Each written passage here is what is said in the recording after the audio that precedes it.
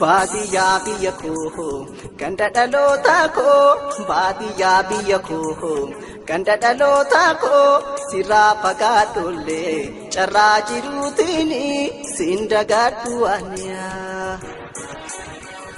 Baadiyyaa biyya koo ganda dhalootaa koo baadiyyaa biyya koo ganda dhalootaa koo sirraa fagaadhollee carraa jiruutiin siin dagaadhu aniyaa.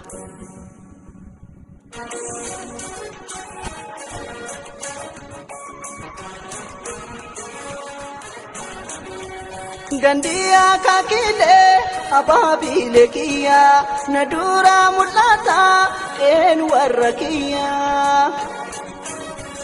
Gochoon keenya guddaan gubbaan faarachuunsaa yaadaan na mul'ata dallaa bal'oo keessaa. Tulaa galabaatiif gootaraan midhaanii fagoo na mul'atu tarree dhaabbatanii.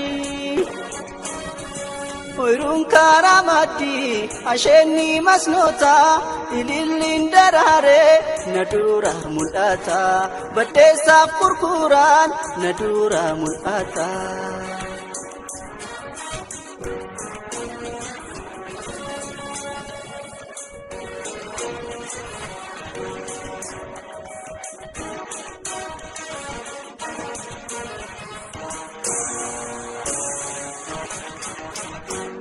Baadiyyaa biyya koo ganda dhalootaa koo baadiyyaa biyya koo ganda dhalootaa koo sirraa fagaadhollee carraa jiruutiin siin dagaadhu aniyaa.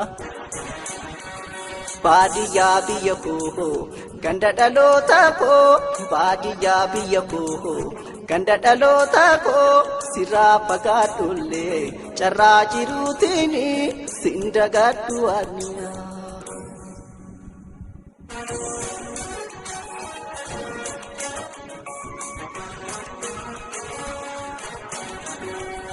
Gasaara rafannee yeroo loon tiksinu godaan keessa fiignee burraaqnee taphannu. Garaa fi lageenni mukeen tulluu gubbaa hawaan irraanfannee sheenaa guddaan qaba. Nyaata malee qubsaa qilleensummaan keetu baadiyyaa biyyatoo hin irraanfatamtu. Lafa dhaloota koo hawaasin dagadhu garaan na booraya yeroon si yaadadhu garaan na booraya yeroon si yaadadhu.